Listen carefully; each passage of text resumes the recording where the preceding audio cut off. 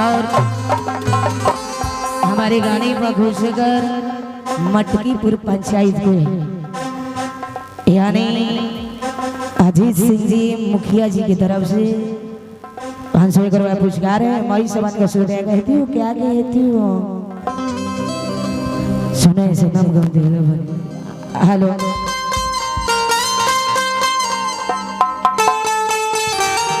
Hello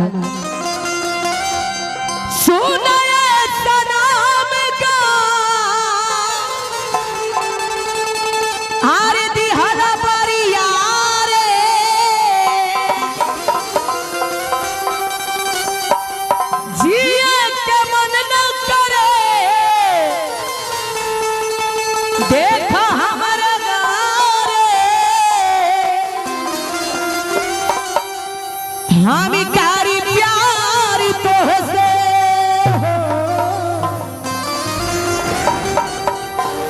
हम कारी प्यार तो से आरे तू ता सजा दे तोहर दिल विचार जो कतही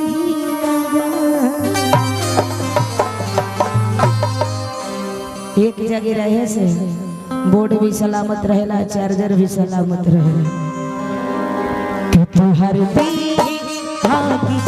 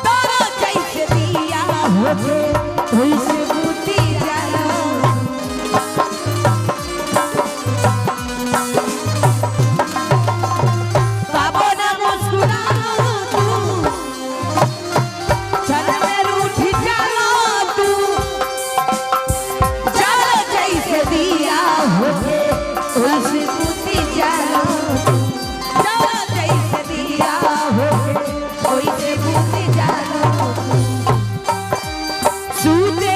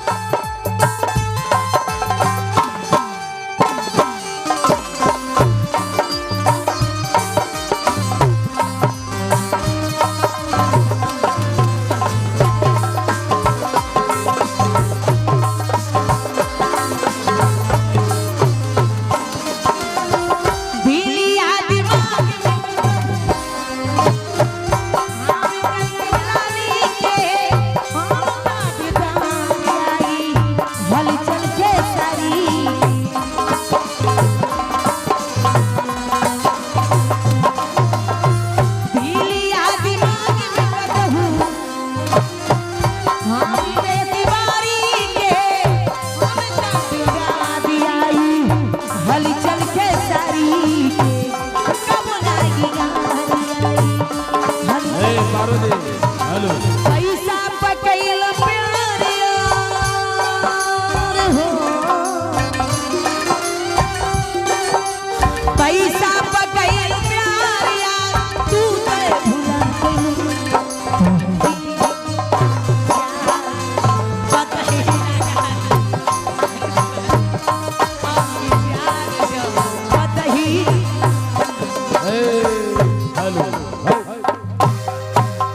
तुम्हारा दिल है कि चार्जर कहीं लगा ले लूं, उससे पहले मैं डॉक्टर साहब से चाहूंगा कि आप मंच पे आ जाए और प्यार पुरस्कार परम आदरणीय झूना बाबा ए पारो जी सामने बैठे झूना बाबा जो कि लाला चक के अनबान शान है। एक गीत का फरमाइश की करिया साड़ी, एक करिया साड़ी। ये स्वागत होने के बाद आप इस गीत को रखिएगा। चलिए पहले जो अतिथि आए हैं उनका सम्मान होगा, हमारे राकेश डॉक्टर जी के माध्यम से होगा। मैं सबसे पहले सम्मान, उसके बाद फिर गीत और संगीत होगा। तो आइए डॉक्टर साहब।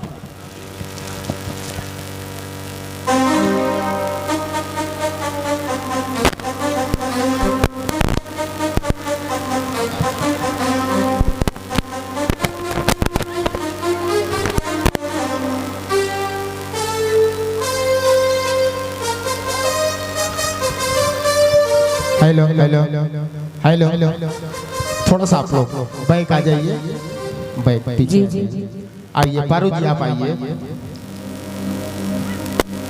मैं बता दूं कि पारू जी कोई पर्चे का मुक्ताज नहीं। आज हमारे हिंदुस्तान के कोने कोने में मंच के माध्यम से अगर डंका बजता है तो पारू जी का नाम है। अगर हिंदी फिल्म का घमंड है कि मेरे पास अमिताभ बच्चन है, क्रिकेट के मैदान में अगर घमंड है कि मेरे पास सचिन तेंदुलकर है, तो हम भोजपुरियों के लिए, भोजपुरी समाज में हमारे पास भी घमंड है कि हम भोजपुरी समाज में अगर शान से जी सकते हैं, शान से झंडा फहरा सकते हैं, तो हम भोजपुरियों के लिए पारो रानी है। मैं चाहूंगा कि एक बार जोरदार पारो रानी के लिए जोरदार ताली बजा करके स्वागत कीजिए। जमी की जिस्म पर चादर सी डाल देती है, जमी की जिस्म पर चादर सी डाल देती है। बरख यानी पेड़ धूप को साए में ढाल देती है। पारो रानी जी अगर दिल से कर दे गायकी तो कलेजा निकाल देती है, कलेजा निकाल देती है। एक बार जोरदार ताली बजा करके स्वागत कीजिए। अब मैं अपने वॉलंटियर से आग्रह करूंगा कि Paro theatre and musician group के मालकिन पारो रानी को अंग वस्त्र दे करके सम्मान कीजिए इस मंच पर। और किरण जी आप भी आ जाइए मंच पर।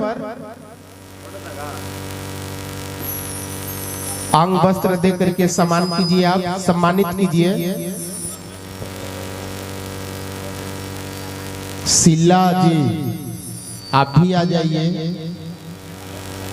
वाह,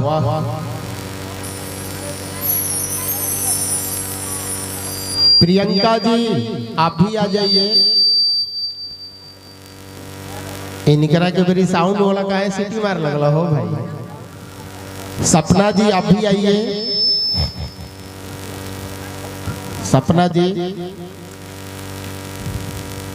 दिव्या जी आप भी आइए।